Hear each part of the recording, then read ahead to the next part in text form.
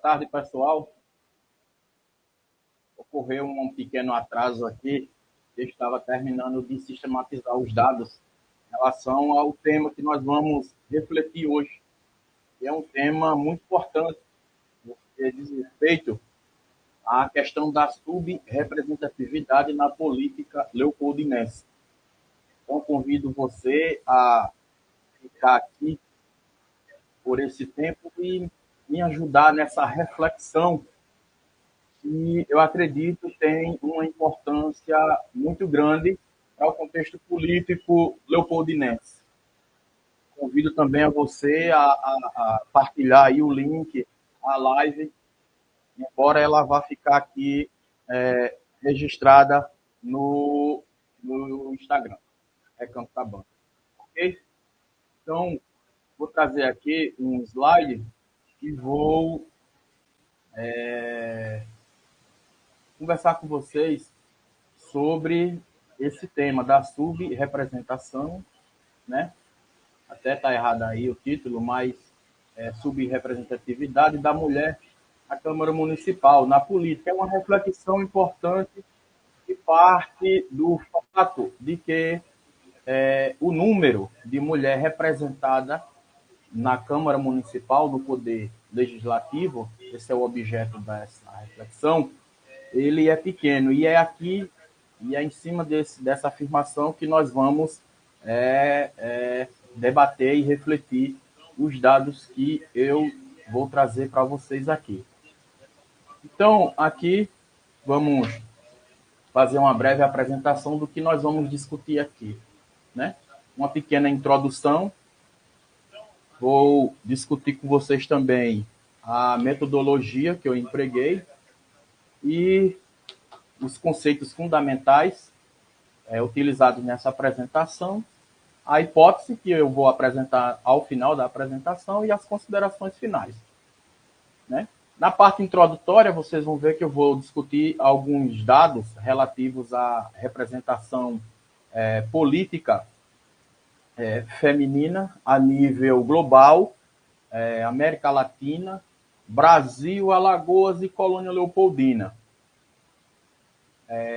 Em relação à metodologia, destaco que eu venho recolhendo dados, produzindo dados, porque o próximo ano será completado 50 anos que a primeira mulher se tornou vereadora aqui em Colônia Leopoldina.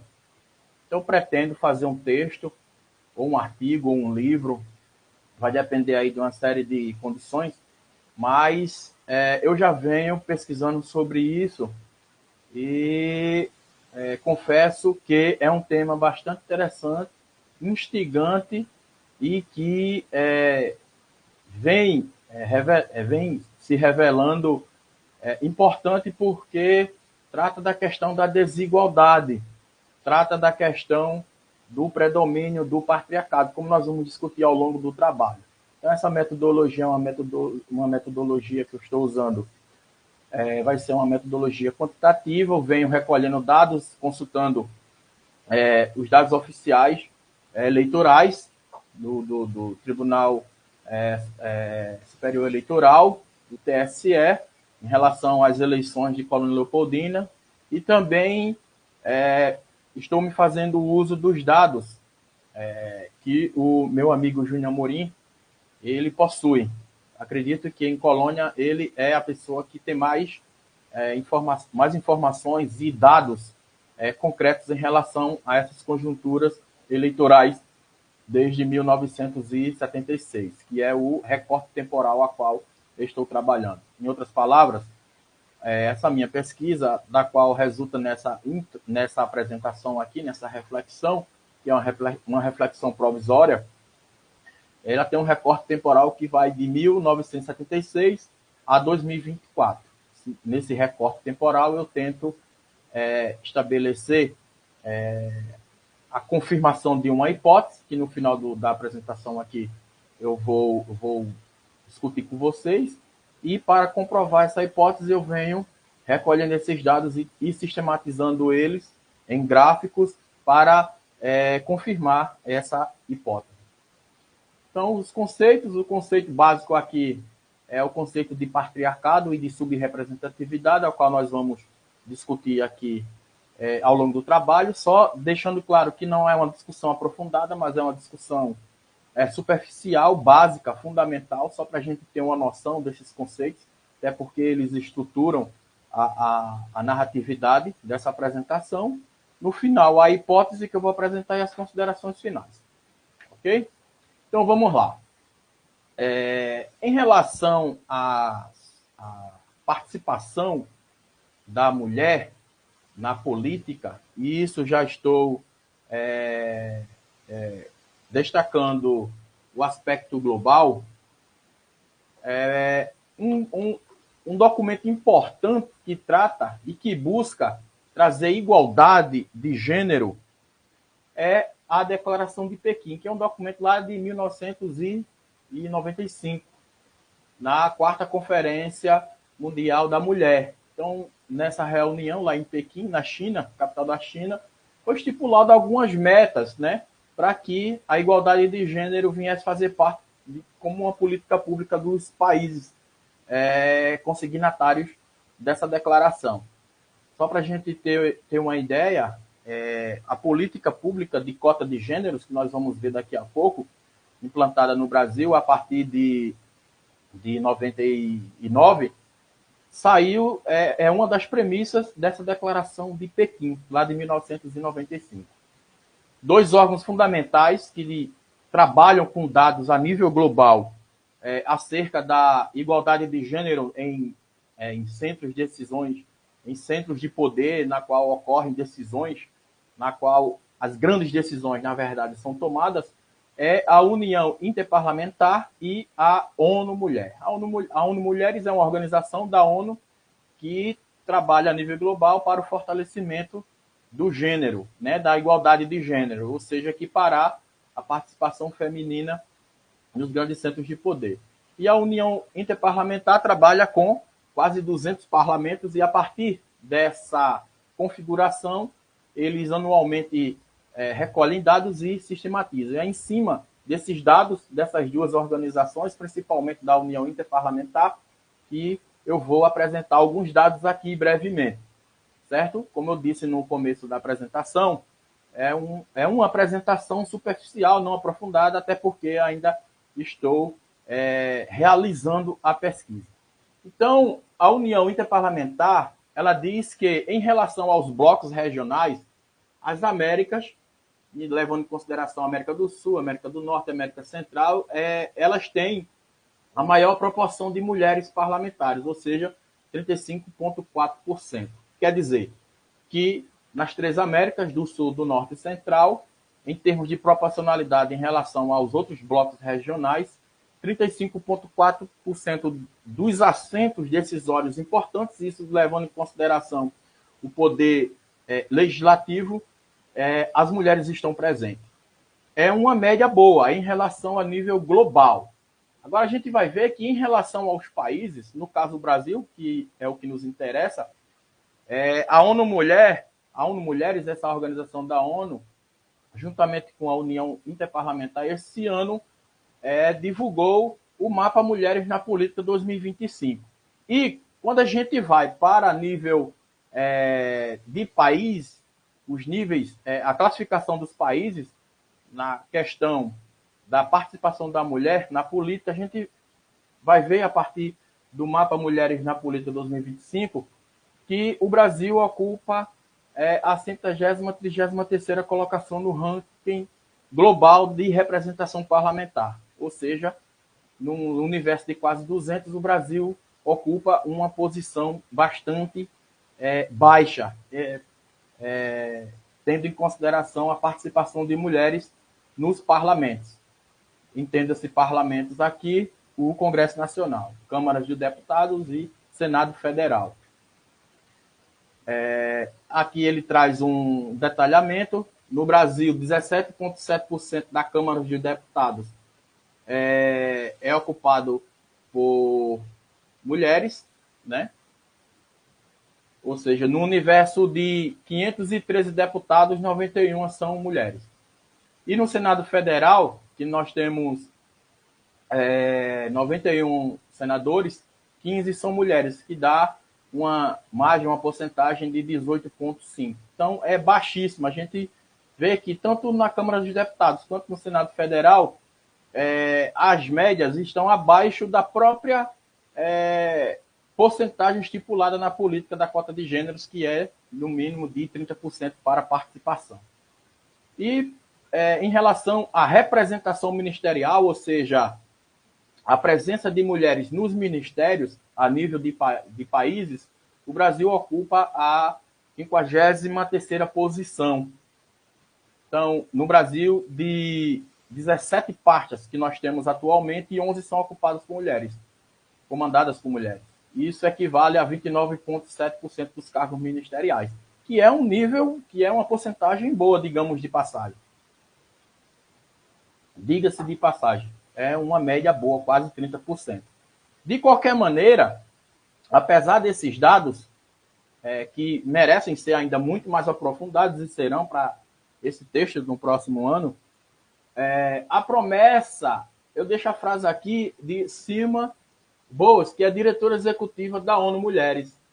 Eu li o documento e uma frase me chamou a atenção, que ela diz assim: a promessa de igualdade de gênero na liderança política permanece não cumprida. Ou seja, desde lá, da Declaração de Pequim, na qual os países firmaram esse compromisso de estimular e de promover políticas públicas para a igualdade de gênero, até hoje, realmente essa política pública, esse desejo de trazer as mulheres para as grandes oportunidades de decisões políticas não foi cumprida. Ok? Em relação a um breve histórico da participação feminina nas eleições brasileiras, não vou me aprofundar aqui, mas brevemente só fazer um rápido comentário.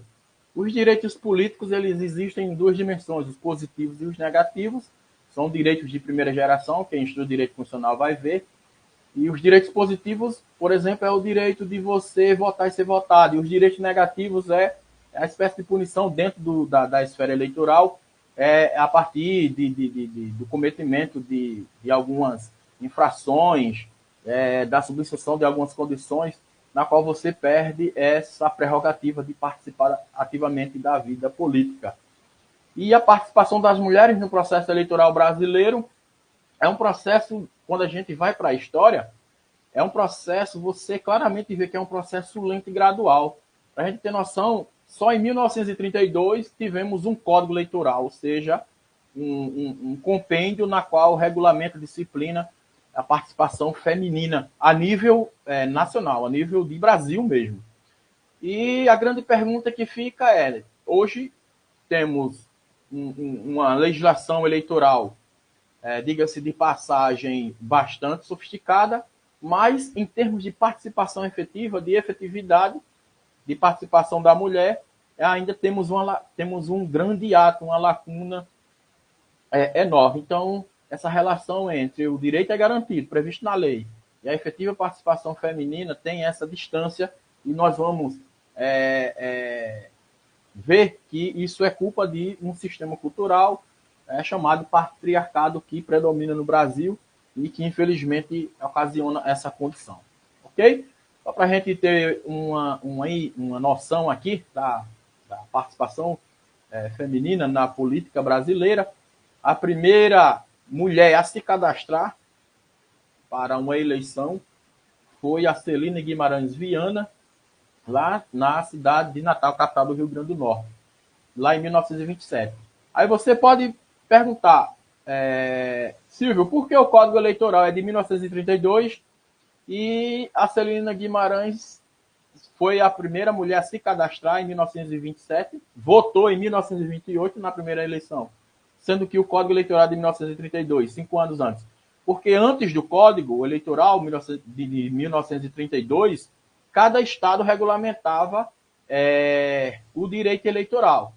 Então, o Rio Grande do Norte saiu à frente dos outros e proporcionou, autorizou, permitiu que uma mulher se cadastrasse no sistema eleitoral e votasse, que foi a Celina Guimarães em 1927. O Código ele veio regulamentar e a permitir a mulher votar e ser votada a partir de 1932. Mas até então os estados regulamentavam o direito eleitoral. E a primeira mulher eleita prefeita do Brasil foi também no Rio Grande do Norte, na cidade de Lages, em 1932, que foi a Luísa Alzira Teixeira Soriano. Beleza? Passados aqui esses pequenos dados históricos, vamos aqui para o conceito principal que eu quero abordar com vocês, que é sobre o patriarcado. Eu estou aqui compartilhando a live aqui, pessoal. E peço para vocês também compartilhar, se tiver oportunidade. Ok? Então, o que é o patriarcado? É um sistema social, não vou me aprofundar aqui, nem vou trazer uma profunda bibliografia, que aqui, como eu disse, é uma pesquisa que está em andamento, está naquela fase de coleta de dados, de formulação textual, para se confirmar a hipótese. Então, de qualquer maneira, o patriarcado é um sistema social. É um sistema social, ou seja, ele abarca todas as esferas da sociedade, cultural, econômica, política, religiosa. E qual é a premissa desse sistema? É que os homens, eles detêm o poder, a dominação, a autoridade. No patriarcado, a mulher não tem vez. Então, é uma cultura, é um sistema social na qual os homens têm a absoluta autoridade, têm a dominação completa dessa mesma sociedade. E uma das consequências do patriarcado é que os homens têm privilégios sobre as mulheres. Os homens, eles, como dominam tudo, comandam tudo, têm autoridade máxima, partem do pressuposto, a partir de aí a gente vai encontrar uma série de fundamentação ideológica para isso, desde o campo econômico, político, cultural, religioso, que é uma das mais fortes, né? Infelizmente. E a partir dessa premissa vai se estabelecer que os homens são privilegiados e que as mulheres devem estar abaixo dele em todos os sentidos. E isso gera desigualdades e violências, todo tipo de violência, não só a física, mas a violência, uma violência institucional, uma violência cultural. E a desigualdade, a subrepresentatividade política é uma espécie de violência, porque você não vai oportunizar, partindo de uma série de pressupostos ideológicos, que a mulher não participe de forma igualitária com os homens, ou seja, o próprio sistema político não vai criar as condições adequadas para as mulheres participarem de forma igualitária com os homens. Ok? Então, aqui, só para a gente fechar essa parte histórica, nós vamos ver que a política de cota de gênero ela veio para tentar mitigar essa violência, essa desigualdade no campo político. Ela teve início lá em 1995, com a Lei 9.100, lá no seu parágrafo 3º, artigo 11, que deixou claramente que, no mínimo, 20% das vagas deveriam ser preenchidas por mulheres, ou seja, os partidos e as coligações deveriam reservar minimamente 20% das vagas para as mulheres. Isso gerou uma série de críticas, porque se o objetivo da cota de gênero é equilibrar homem e mulher, por que reservar minimamente, deixar uma reserva mínima para as mulheres de 20%? Então, a partir para amenizar essa crítica, em 1997 foi editada, acrescentada lá no Código Eleitoral, na Lei das Eleições, na verdade, que é a Lei 9.504, lá no seu parágrafo 3º, artigo 10, que fixou que 30% das vagas deveriam ser ocupadas por um dos sexos. Ou seja, fixou que das vagas estipuladas por partidos e coligações, 30% dessas vagas deveriam ser ocupadas por um dos sexos. Só que não deixou obrigatória essa margem. Então, o partido ou a coligação reservava 30% para um dos sexos, se fosse 70% homem, 30% seria mulher, ou vice-versa, mas não era obrigatório. Ou seja, se aparecessem as mulheres que preenchessem os 30%, ok, participava. Se não preenchesse, preenchia-se com homem ou não preenchia. Então, gerou outra crítica, porque se deveria exigir a participação da mulher. Então, foi quando, em 2009, com a Lei 12.034, alterou esse artigo 3º da Lei 10.000, do artigo 10 da Lei 9.507, a Lei das Eleições, e tornou obrigatório o preenchimento desses percentuais. Então, hoje, partidos políticos que não preencherem os 30%, eles não vão poder participar das eleições. Ou seja, os 30% de um dos sexos é obrigatório. Na prática, o que isso quer dizer? Se eu tenho 70% dos candidatos do meu partido são homens, obrigatoriamente eu tenho que arrumar 30% mulher. Se eu não arrumar, o partido não vai participar. E vice-versa. Se for o inverso, 70% de candidatas, 30% deverão ser preenchidos por homens. Ok?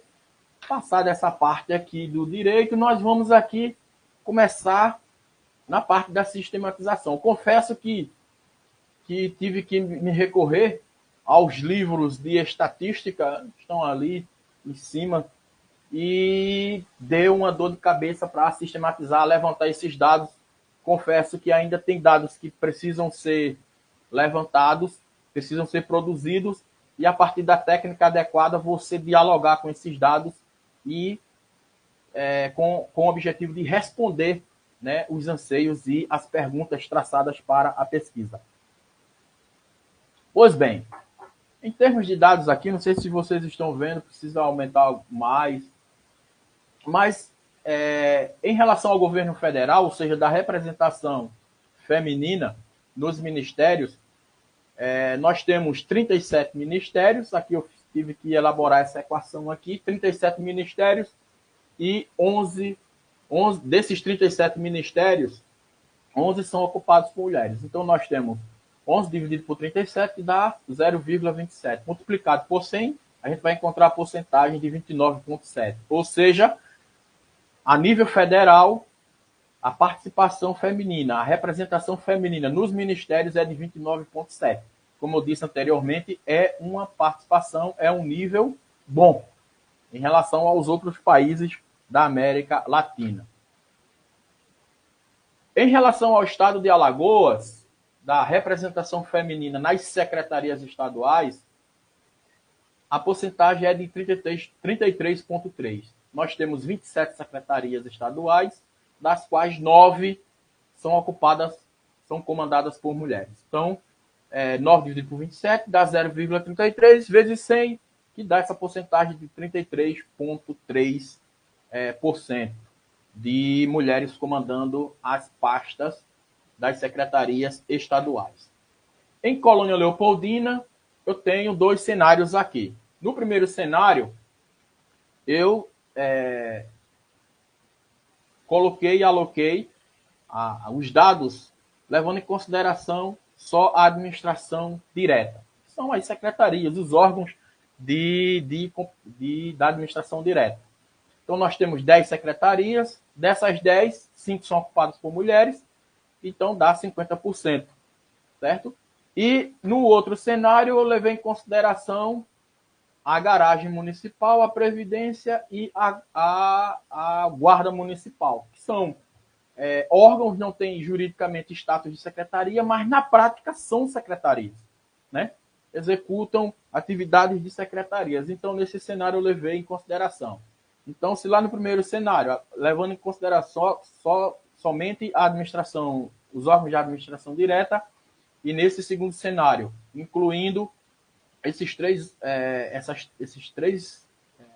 entidades importantes da administração pública municipal, nós vamos para 13 secretarias e 6 são comandadas por mulheres, na medida em que aqui, nesse cenário, a Ana Guerra entra. Então, dá uma porcentagem de 46,1%. Em ambos os cenários, tanto no cenário levando em consideração a inclusão da garagem, da previdência e da guarda, quanto no cenário 2, só as secretarias, nós temos uma porcentagem muito boa, de 50%, 46,1%. 1%. Isso se deve a uma política decisória iniciada com o ex-prefeito Mano Wilson e continuada com o atual prefeito Gilberto Sobreira. Ok? E em relação à Câmara Municipal de Colônia Leopoldina, nós temos 11 cadeiras e dessas 11 cadeiras, atualmente 3 são ocupadas por mulheres, que aqui na equação vai dar 27,2, que é um nível bom. Para a conjuntura, para a legislatura atual, é um nível bom. Embora já tivemos uma legislatura na qual tivemos 5 vereadoras, que a gente vai ver lá na frente, no histórico dos dados. Ok? Então aqui, como eu disse anteriormente, o meu recorte temporal de pesquisa vai de 1976, que foi o ano em que tivemos a primeira mulher a ganhar uma eleição, a se tornar vereadora, até a última eleição de 2024. São 12 eleições. E aqui eu fiz o levantamento e, como eu disse no começo, não só apenas consultando os bancos de dados do Tribunal Superior Eleitoral, como também os dados que o meu amigo Júnior Amorim, ele possui, que é muito importante. Confesso que senti uma dificuldade grande de encontrar esses dados na internet, ou seja, a própria Justiça Eleitoral não dispensa, ela vai até uma certa margem temporal e depois a gente não encontra mais nada. Então, em termos de metodologia, foi muito importante esses dados que o Júnior Amorim me repassou, principalmente das eleições entre 1976 a 1988. A partir de 2000 fica mais fácil você... 98. A partir das eleições de 2000 você encontra facilmente na internet. Então aqui eu não vou ler nome por nome aqui, mas aqui nós temos os nomes de todas as mulheres que foram candidatas, e essas que estão aqui em amarelo foram as que conseguiram vencer a eleição. Então, a primeira mulher em Colônia Leopoldina a se tornar vereadora foi Elizabeth Marques da Silva, que foi lá em 1976. Ela se candidatou pelo partido Arena e teve 281 votos. Inclusive, eu tenho há umas 3 semanas já uma visita marcada para entrevistar ela, justamente para esse livro próximo ano. E em 2026 vai ser completado 50 anos em que ela, Elizabeth, superou, né, a dominação masculina e se tornou a primeira mulher a exercer o cargo de vereadora, né? Um cargo bastante importante em qualquer regime político. Então, aqui foi ela, em 1976, a primeira mulher a se tornar vereadora. Então, a segunda mulher que vai se eleger em Colônia Leopoldina vai ser Graça Leite, Maria das Graças Leite Ferreira de Oliveira, e Maria das Dores da Conceição Silva, que é Dora Marretinha, que vai ser em 1996. Então, a primeira foi em 76. E a gente passa 20 anos sem ter outra mulher conquistando uma vaga na Câmara Municipal, e só 20 anos depois, Graça e Dora Marretinha vão ganhar a eleição. Embora a gente veja que só Beto participou em 76, em 82 só Luzinete, e na eleição de 88 e de 92 nós tivemos 1, 2, 3, 4, 5, 6, 7, 8, 9, 10, 11, 12, 13, 14 mulheres que não conseguiram. Então, só depois de 20 anos, Graça Leite e Dora Marretinha vão se tornar vereadoras de Colônia Leopoldina. Graça Leite, pelo partido PST, obteve em 96 529 votos, foi a mais votada, e Maria das Dores, da Conceição Silva, Dora Marretinha, foi pelo PPS, obteve 162 votos. Então, em 96, elas duas romperam esse ato, essa lacuna de 20 anos. Em 2000, nós vamos ter Ana Cristina Guerra Rocha, e Graça Leite novamente vai ser reeleita no ano 2000. Ambas pelo PMDB. Graça Leite teve 504 votos e Ana Guerra teve 361 votos. Na eleição de 2004, nós tivemos Maria das Graça Leite, Galfest, que é Maria das Graças Costa Almeida, que foi a primeira eleição. A segunda eleição de Galfest, ela perdeu aqui em 2000. E também quem ganhou foi Diva. Então, em 2004, ganharam as eleições Graça Leite, Gal Costa e Diva. Só relembrando aqui, ó, em 76 foi Bete, em 96 tivemos essa distância de 20 anos, só 20 anos depois, Graça Leite e Dona Marretinha vão ganhar, né, as eleições em Colônia. Em 2000, Graça Leite e Cristina, e Ana Guerra. E em 2004, Graça Leite, Gal e Diva do Banco. Graça Leite pelo PTB, veja que ela já mudou de partido, do MDB. Ela foi eleita inicialmente pelo PST, pelo MDB, e em 2004, na terceira eleição dela, foi eleita pelo PTB. E Galfest pelo PL e Diva pelo famoso PV em 2004. Nessa eleição de 2004 aqui, eu votei em Diva, trabalhei para ela, inclusive. Graça Leite teve 691 votos. A gente percebe que a margem de voto dela é muito grande sempre. Galfest teve 556, foi a primeira eleição dela que ela ganhou. Ela perdeu em 2000 a primeira. E Diva teve 530 votos pelo PV, Partido Verde. Em 2004 também foi eleita Carmelita, né, pelo MDB, que teve 245 votos. Aí nós vamos para 2008. 2008, Diva renovou o mandato. Eu não tenho a quantidade de votos aqui, eu não encontrei na internet, mas daqui para a formulação do livro eu vou achar. Graça Leite, Galfest também ganhou em 2008. Graça Leite aqui, ela perdeu em 2008. Ela teve 3 mandatos consecutivos e perdeu em 2008. Ela teve 96, 2000 e 2004. Em 2008 ela perdeu. Galfest ganhou em 2000 e ganhou em 2004, 2008. E Diva renovou o mandato em 2008. Diva pelo ainda PV e Galfest pelo PPS. Veja que a primeira eleição de Gal foi pelo PL, Partido Liberal. E já em 2008 foi pelo PPS. Em 2008 também foi eleita Paula Rocha, né? Era vereadora, foi pelo PTB, Partido Trabalhista Brasileiro. E Paula Rocha, em 2012, vai se tornar a prefeita, né, de Colônia Leopoldina. Ela não quis renovar o mandato, né, disputar a reeleição, optou por disputar a majoritária e acabou ganhando aquela eleição lá em 2012.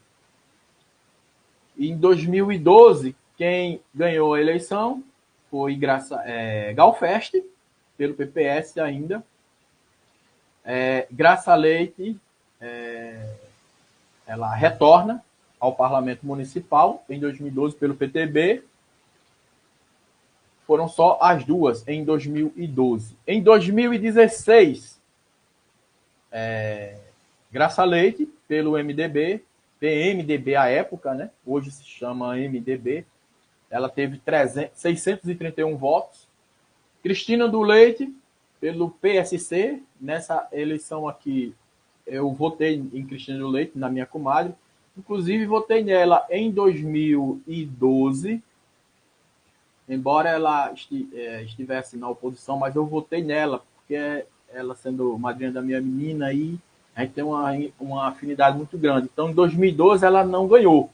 Ela ficou como primeira suplente, lá pelo PSC. Então, eu votei nela em 2012 e votei nela em 2016. Em 2016, ela conseguiu lá pelo PSC com 604 votos.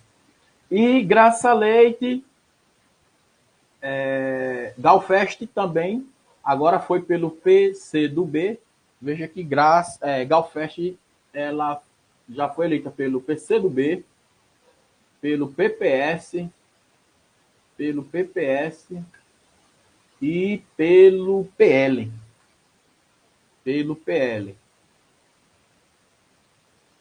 Isso, ela em 2016 teve 422 votos. E também em 2016, pelo PSDB, Iones do Pão Doce obteve 310 votos. Em 2020, foi o ano na qual a Câmara Municipal ela teve mais mulheres representando as pautas femininas. Foi a legislatura que teve mais mulheres na condição de vereadora.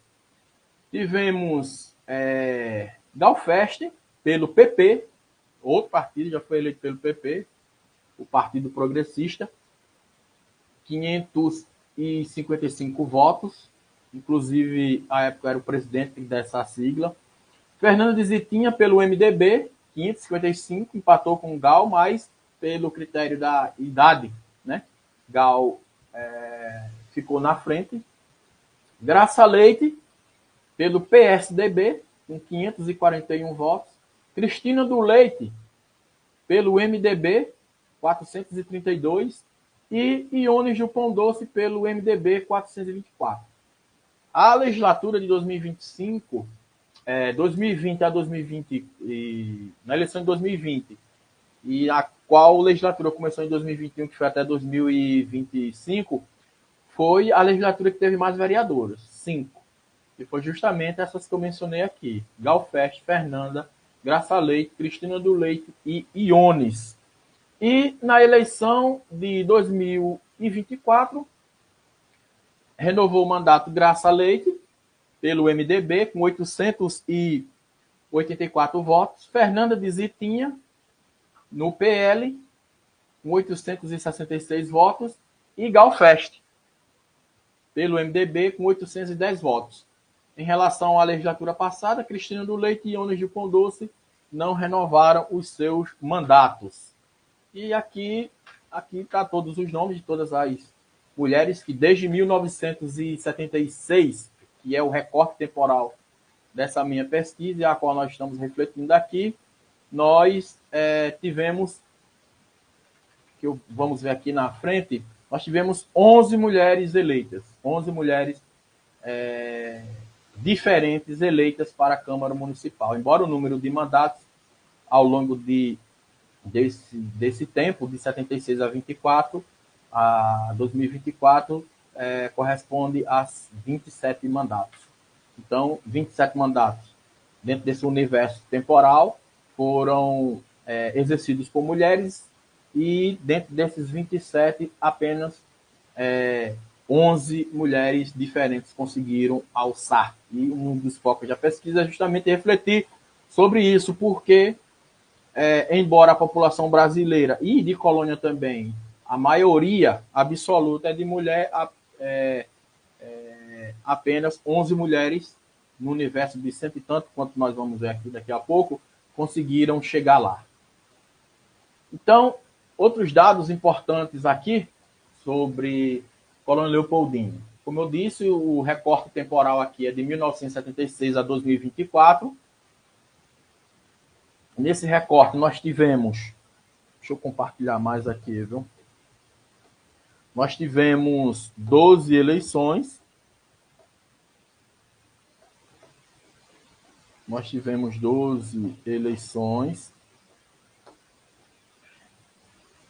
Nesse recorte temporal, nós tivemos um total de 114 mandatos entre homens e mulheres. Desses 114, 88 mandatos foram exercidos por homens e apenas 26 mandatos foram exercidos por mulheres. Então aqui a gente já começa a perceber a desigualdade, né, entre 1976 a 2024, dentro de 12 eleições, tivemos efetivamente 12 mandatos, 114 mandatos em disputa. Os homens conquistaram 88 e as mulheres 26. E a pesquisa, ela objetiva justamente tentar entender o porquê dessa diferença. Então aqui eu tive que sistematizar, né, criar essa equação aqui para tornar mais compreensível. Então aqui nós temos 114 mandatos, do que eu chamo de conjunto total, e 26 mandatos exercidos por mulheres. Então a gente pega 26 mandatos exercidos por mulher e divide pelo número total, 141, dá 0,22. Multiplicando 0,22 por 100, a gente vai encontrar a cifra de 22,8%. Ou seja, dentro do conjunto de mandatos ao longo do recorte temporal, de 114 mandatos, 22,8% foram exercidos por mulher. É um número baixo, ainda. É um número baixo. E a situação ainda vai piorar quando a gente muda a perspectiva da estatística. Aqui nós temos embaixo a porcentagem dos homens, né? 114 mandatos totais, dividido por 88 mandatos exercidos por homens, que dá 0,76, multiplicado por 100, que dá 77,19. Então você vê a diferença. Dentro desse recorte temporal de 1976 a 2024, 22,8% dos mandatos totais foram exercidos por mulheres e 77,19% foram exercidos por homens. É uma maioria absoluta. Aqui nós já começamos a perceber a desigualdade de gênero na representatividade política na Câmara Municipal. É isso o que a literatura chama de subrepresentatividade. Por quê? Embora a população de Colônia Leopoldina seja absolutamente maioria mulher, tanto a participação no pleito é menor do que o número de homens e, na outra filtragem, o número de mulheres eleitas dentro do próprio universo pequeno de participação também é baixo. E a causa disso, vamos ver daqui a pouco na hipótese, e que vou tentar confirmar isso na pesquisa futura, é a reprodução dentro do próprio ambiente feminino do patriarcado. Então, em 76 foram 9 vagas e apenas Beth ganhou. Então, dentro do universo de vagas disponíveis, 88,89 foram ocupados por homens e apenas 11,11 foram ocupados por mulheres. Foi justamente Beth. Em 82 foi 100% homem. Em 88, 100% homem. 92, 100% homens. 96, 22,22 foram ocupados por mulheres, que foi a eleição na qual Dor e Graça ganharam, depois de 20 anos da eleição de Beth, né?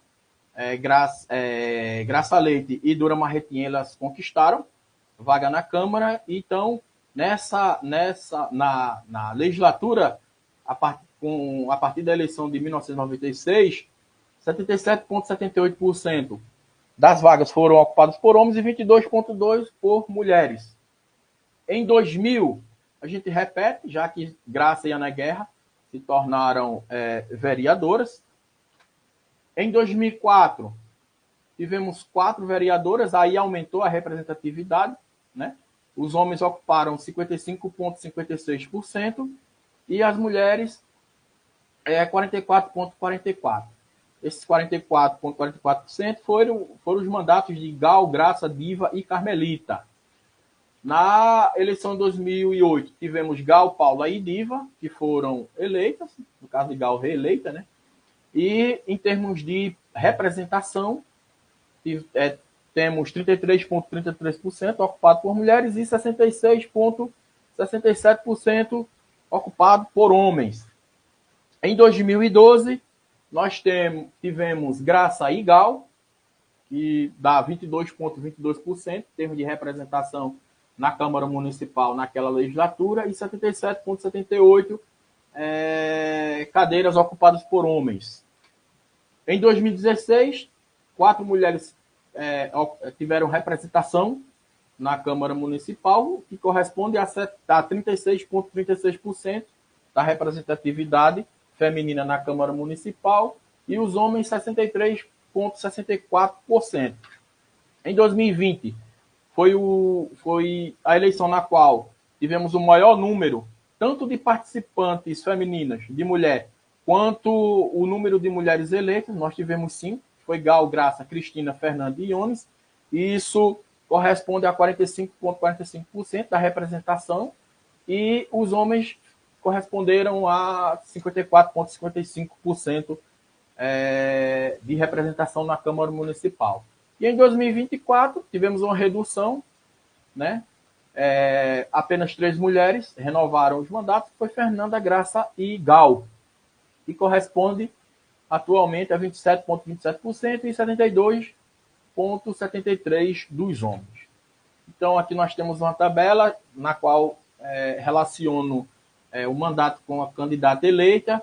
Então, ao longo de 50 anos, em 12 eleições, começando lá em 1976 até a eleição de 2024, nós tivemos com um mandato Beth, Dora Marretinha, Ana Guerra, Carmelita e Paula Rocha. Com 2 mandatos tivemos Diva do Banco, Cristina do Leite, Iones Pão Doce e Fernanda de Zitinha. Com 6 mandatos, Gal Feste, ela perdeu em 2000, e com 7 mandatos, Graça Leite, embora ela perdeu também uma eleição em 2004. Então aqui é o ranking, digamos assim, né? Graça Leite está à frente com 7 mandatos, Gal Feste com 6, com 2 mandatos, Diva, Cristina, Iones e Fernanda, e com mandato Beth, Dora, Ana Guerra, Carmelita e Paula Rocha. Aqui alguns dados, né, de Colônia ainda a partir, né, desses dados disponíveis, porque, pessoal, para a gente comprovar, tentar comprovar, né, afirmar a hipótese do predomínio do patriarcado, que dá essa discrepância, essa desigualdade de gênero na representação política na Câmara de Vereadores, a gente tem que botar os dados, mexer os dados para lá, para cá, enfim, criar a estatística, né? Então, aqui, nesse gráfico aqui, ele representa candidaturas femininas, a relação entre candidaturas femininas e candidaturas vitoriosas. Então, ao longo de 12 eleições, que vai de 1976 a 2024, nós tivemos 127 candidaturas femininas. Dessas 127, 26 candidaturas se saíram vitoriosas. Então, a porcentagem disso, dentro do próprio universo de candidaturas, eu ainda não fiz, e vou fazer para o livro, que é a relação das candidaturas femininas totais com as candidaturas masculinas totais, para a gente ter outra porcentagem. Mas dentro do próprio universo estatístico das candidaturas femininas, que foi um total de 127 em 12 eleições, de 1976 a 2024, 26 candidaturas se saíram vitoriosas. A gente pega esses 26, divide por 127, ou seja, o número de candidaturas vitoriosas dividido pelo número das candidaturas totais, 127, e a gente tem 0,2, multiplica por 100, que dá 20,47. Então, aqui, na prática, a gente vai ter 20 eu até esqueci de alterar aqui o dado aqui embaixo. Nós temos 20,47% nesse gráfico da relação entre candidaturas totais e candidaturas vitoriosas. Outro gráfico que eu criei foi, dentro das próprias candidaturas femininas, nós tivemos 102 mulheres concorrentes.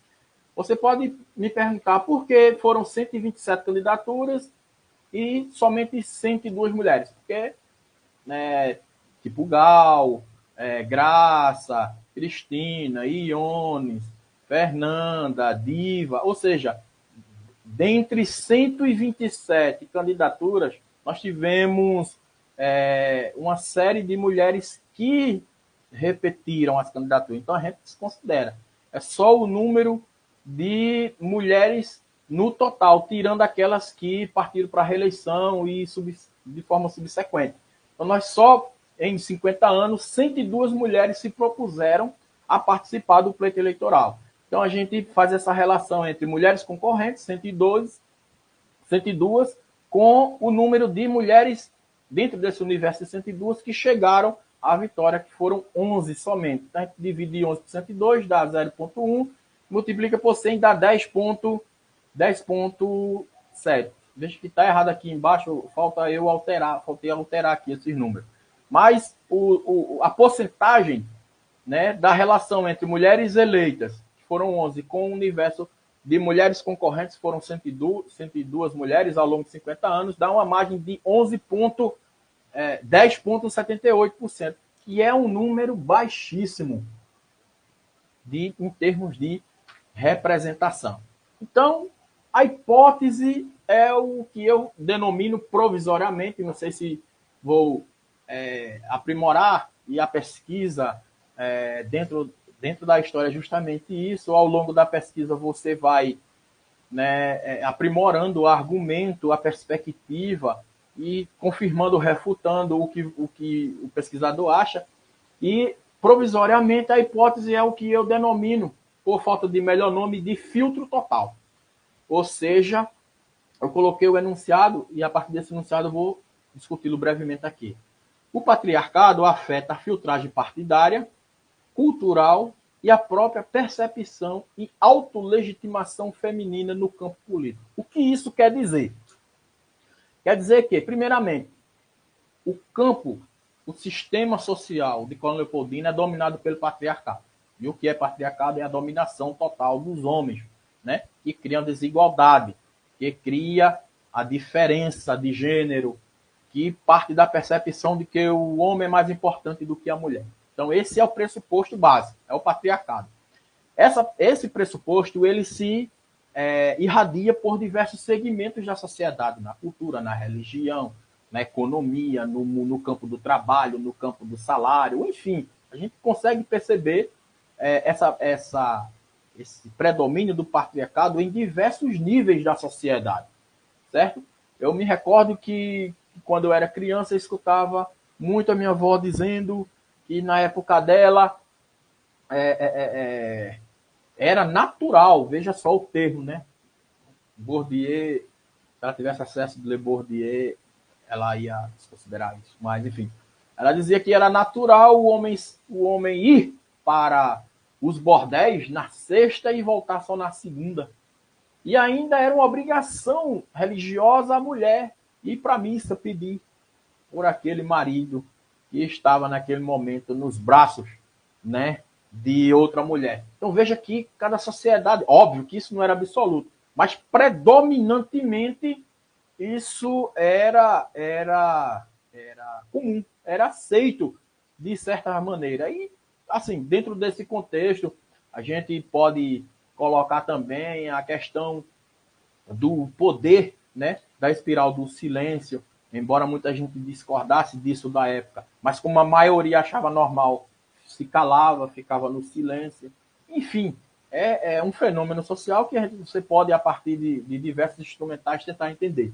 Mas o patriarcado é isso, eu dei esse exemplo de uma percepção do patriarcado nesse nível da sociedade. No campo do trabalho, por exemplo, até a década de 1940, por exemplo, no Brasil, tinha-se o entendimento de que a mulher só servia para ser dona de casa ou professora. Depois passou para o campo da saúde. Hoje, né, ainda bem, a mulher pode fazer o que ela quiser, e deve ser assim. Mas isso levou tempo, levou, né, um longo processo histórico de enfrentamento, de luta da própria mulher, das instituições. Mas não é fácil, ainda é um processo que continua, né, em marcha lenta, como eu li né, aquela frase da diretora da organização ONU Mulheres lá no começo da apresentação. Mas é isso, o patriarcado ele se espalha por diversos ambientes sociais, diversos segmentos. Então, esse patriarcado ele vai filtrar a filtragem partidária. O que isso quer dizer aqui? Vamos explicar aqui o termo. Ou seja, o patriarcado também está no campo político. Quando eu falo campo político, é um campo social estruturado, né, para organizar as eleições, está presente ali o Instituto do Mandato, do Exercício. Tudo que for relacionado com o exercício do poder está dentro desse campo social chamado campo político. Esse campo político ele é estruturalmente organizado para favorecer o homem. Veja que o Código Eleitoral é de 1932. O Brasil tem eleições desde da primeira Constituição, em 1824. Mas a mulher só vai ter direito a votar no Brasil com o Código Eleitoral de 1932, ou seja, mais de 100 anos depois. Né? A mulher vai ter direito de participar ativamente da política brasileira. E mesmo assim, é regido pelo patriarcado, como nós vamos ver hoje. E esses dados comprovam pelo baixíssimo número de mulheres participando. Então, esse pressuposto da dominação masculina, ele afeta também o campo político. Então, o próprio partido ele não leva na prática em consideração as candidaturas femininas, com algumas exceções. É como se o próprio partido, o próprio campo político partisse da seguinte ideia. A lei diz que nós temos obrigatoriamente de preencher 30% de ambos os sexos, ou seja, como a maioria, culturalmente falando, e predominantemente considerando de candidatura masculina, a gente tem a obrigação, o dever, porque senão a gente não participa do jogo, deixar 30% para as mulheres. Dentro desses 30%, a gente coloca qualquer uma, com raríssimas exceções. Então, essa é a ideia básica. O próprio patriarcado filtra, o próprio partido. A gente vê que a nível de cidade pequena, como Coronel Leopoldina, e nós tivemos aqui recentemente, né, o julgado lá do recurso no Tribunal Regional Eleitoral do União Brasil aqui, que a sentença de primeiro grau condenou a União Brasil por suposta fraude à cota de gênero, e o Tribunal Regional Eleitoral reformou a sentença. Mas veja que isso se dá porque, na maioria das vezes, os próprios partidos não levam em consideração as candidaturas femininas. Convidam e agendam participações meramente figurativas, na maioria das vezes. Se não for uma fraude, mas deixa de dar a devida atenção, e a própria distribuição econômica dentro dos partidos ela é diferente. Se investe mais em um, se investe mais em outro. Não, aí parte do argumento dizer, não, mas a candidata X tem mais voto do que a candidata Y. O argumento aqui do filtro total não está se baseando nesse dado, porque realmente é assim. Há candidatos que têm mais votos do que outros. Por quê? Isso aí é uma causa. Causa de quê? Da filtragem patriarcal do campo político. Na verdade, o que eu estou tentando aqui e refletindo com vocês é a causa de ser assim. De alguns candidatos terem mais votos do que outra. Então, o patriarcado filtra, afeta a filtragem partidária. Ou seja, para entrar ali no partido, a gente escolhe aquelas que têm mais legitimidade, porque a cultura patriarcal levou a isso dentro do campo político, e as demais a gente preenche conforme a lei nos pede. E o patriarcado também afeta o campo cultural. A gente reproduz muito, né? Eu vejo muito essa reprodução de que mulher não vota em mulher, mulher não sabe legislar, não sabe governar. A gente viu muito isso, né? E também esse patriarcado afeta a própria percepção e a autolegitimação feminina no campo político. Ou seja, a própria mulher reproduz o discurso patriarcal. A própria mulher. Ou seja, a maioria das candidatas que vão participar do pleito eleitoral, elas estão voltadas unicamente a cumprir uma agenda institucional. Elas não estão efetivamente organizadas para disputar efetivamente aquele cargo. É mais um acerto, um preenchimento institucional numérico, embora na prática muitas vezes não se trate de uma fraude, mas se trata de uma candidatura que de antemão você sabe que não tem a real possibilidade de ganhar. Então essa é a autopercepção. E as próprias mulheres aceitam isso. Aceitam. Por quê? Porque o campo político vai trazer benesses de outro tipo. De outro tipo. E não a vitória ali daquela candidatura. Então a gente vê que o próprio campo cultural ele entra em consenso para legitimar a própria desigualdade de gênero, que não é só reproduzida culturalmente por homens, mas também pelas próprias mulheres. Essa é a hipótese que eu vou trabalhar no texto. É o que eu chamo de fio total. É total. Raramente se levanta alguma voz nesse sentido aqui. E o problema é sério. Cada vez mais está ficando difícil encontrarmos candidaturas legítimas. E o foco da discussão aqui é esse. Não é o número de mulheres para participar do pleito só para ser coadjuvante estatística. Ser uma coadjuvante na estatística do partido e da própria eleição. Não, a preocupação não é essa. É trazer a discussão, isso aí. É uma questão muito mais profunda e muito mais voltada ao exercício da cidadania, ao exercício da construção, digamos assim, de uma democracia e voltada também para a real representação feminina no campo político. No caso aqui, o objeto da discussão é a Câmara de Vereadores, que serve como exemplo. Então, para a gente finalizar, quais as considerações finais, quais as conclusões que chegamos? Primeiro, a busca pela igualdade de gênero na liderança política, nos centros de decisões políticos, é um progresso, ele vem progredindo, mas é um progresso lento e limitado. Lento e limitado. Por que é lento? Porque ele vai depender de crises, vai depender de inconsistências dentro do próprio sistema, que naturalmente ele entra em contradição, e que faz surgir avanços lentos, pequenos. Vou te dar um exemplo.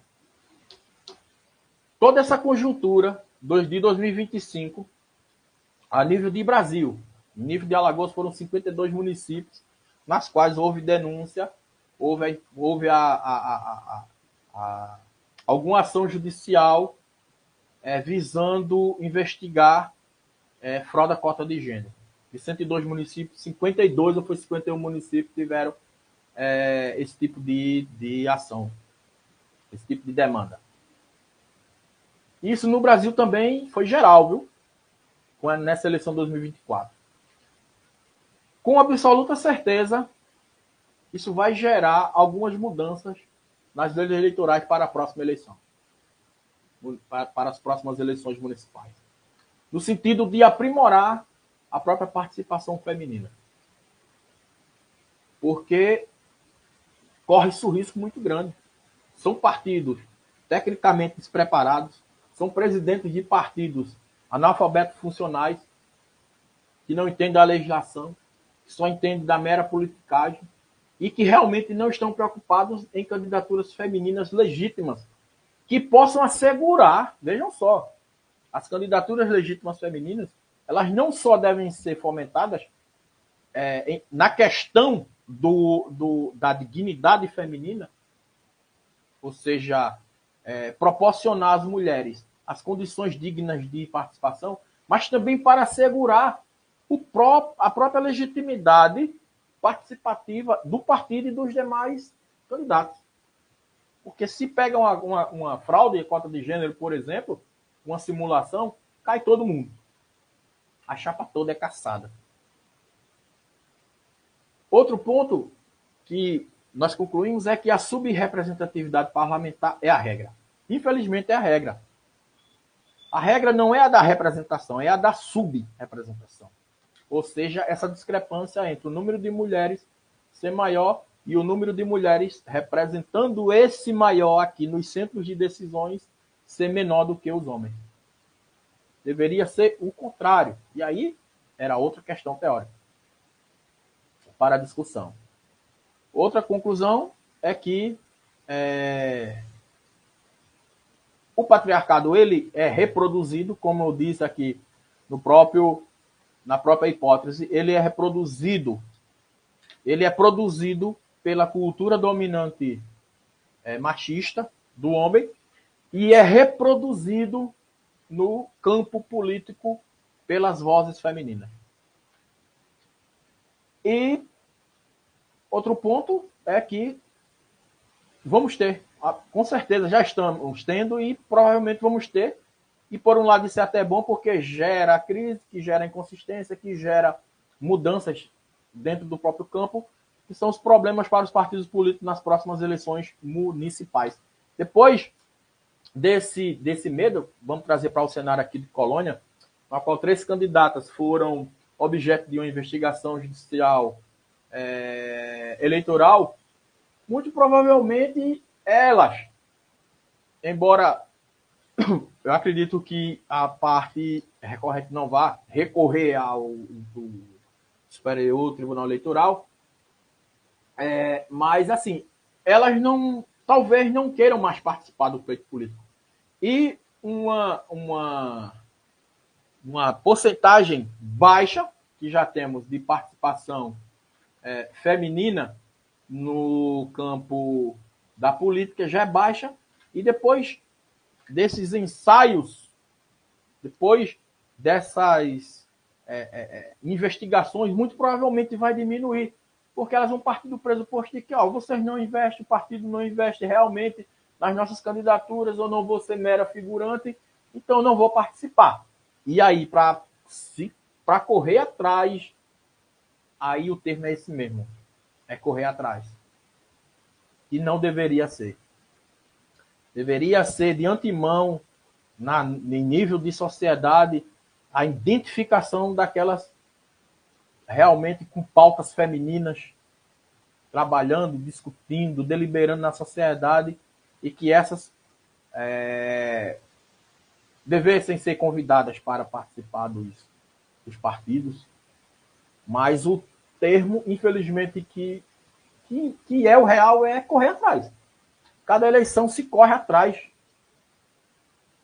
Se convence.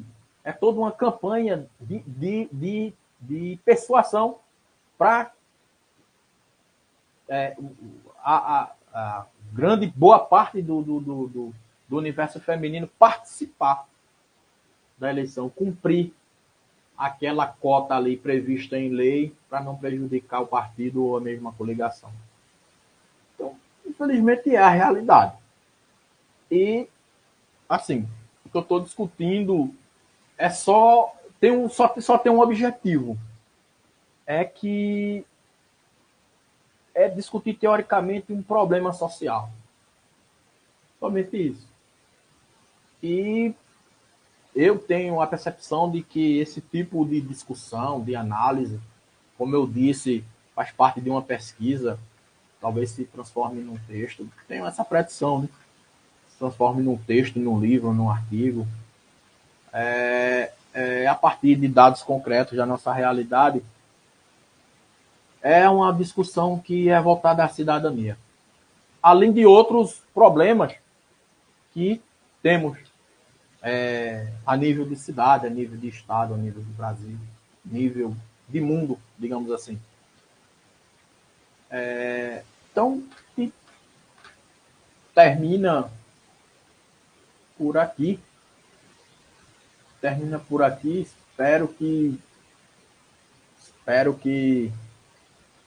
a subrepresentatividade feminina ela passe a ser vista por quem domina a nossa política de forma mais atenta, né? Atenta. Isso aí, o melhoramento dessa condição não só está sob a responsabilidade de partidos políticos ou da própria justiça eleitoral, mas de todo mundo, de todas as pessoas, porque é assim que a subrepresentatividade ela poderá ser mitigada. Não vai acabar do dia para a noite, porque faz parte de uma cultura que é predominante aqui na nossa região, a região da cana-de-açúcar, desde 1500, meu amigo. Desde 1500 que o patriarcado domina essa região aqui. Vai ser da noite para o dia que isso vai mudar. Mas, de qualquer forma, é uma contribuição teórica, não tem finalidade prática nenhuma isso, e não faz parte de digamos assim, de algum pensamento voltado para a praticidade de alguma candidata, não. O objetivo é puramente acadêmico, teórico, certo? A partir da minha formação acadêmica, de história, discutir esses problemas, esse problema social, que é a subrepresentatividade feminina na nossa política. Beleza? Então aqui eu vou ficando e agradeço a atenção de vocês. Divulguem esse vídeo, vai ficar salvo aqui no Instagram e também vou subir lá no YouTube. E espero que a mudança da subrepresentatividade feminina na nossa política ela passe a ser encarada de forma mais séria. Ok? Um beijo no coração de vocês e tamo junto. Bom final de semana e até a próxima edição de Reflexão.